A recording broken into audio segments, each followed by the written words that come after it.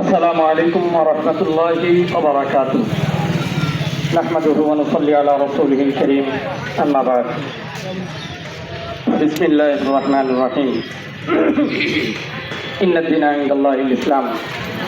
ওয়া ক্বালা শায়র বা সিলসিলা বনে ওয়ালে नहीं है आसमां हम सौ बार इंतहा कर चुका है तू हमारा।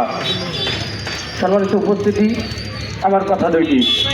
সর্বপ্রথম হিন্দু আর ইসকনকে আমি আলাদা করে দেখতে চাই।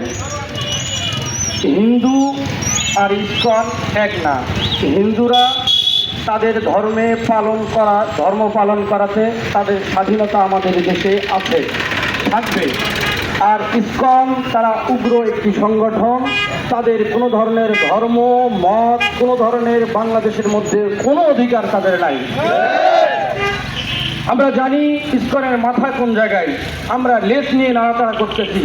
ইসকনের মাথা যেখানেই থাকুক না কেন, আমরা এক সময় পর্যন্ত দেখব যখন ধৈর্যের বাঁধ ভেঙে যাবে, আমরা ইসকনের মাথার মধ্যে এমন আঘাত করব, ইসকনের মাথা ভেঙে 7 টুকরো হয়ে যাবে।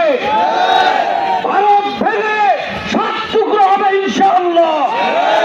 আমরা জানি ইসকনের মাথায় বসে নরেন্দ্র মোদী আছে।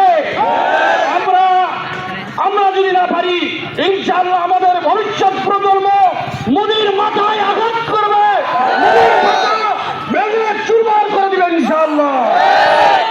বাংলাদেশ থেকে একটাই দাবি, পুরা পৃথিবীর অনেক দেশ থেকে ইসলাম নিষিদ্ধ হয়েছে। আমাদের বাংলাদেশ থেকে যারা আছেন ক্ষমতায়, তারা অবশ্যই ইসকনকে নিষিদ্ধ করবেন। দ্বিতীয় নম্বর কথা, আলিফ হত্যার বিচার চাই। আর যদি বিচার না নেওয়া হয়, আমরা বিচার নিজের হাতে তুলে নিতে বাধ্য হব ইনশাআল্লাহ। একে একে যদি আমার ভাই মারা যায়, নিজের চোখের সামনে বরদাস্ত করতে পারি না। আমরা এক ভাই মারা যাবে, প্রয়োজনে আরেক ভাই সামনে আসবে।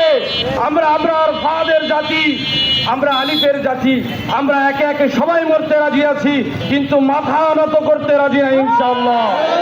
আল্লাহ পাক রব্বুল আলামিন আমাদের সবাইকে দ্বীনের উপরে অটল থাকার মতো তৌফিক দান করুন, আমিন। নারে তাকবীর। ইসকনের রাস্তা না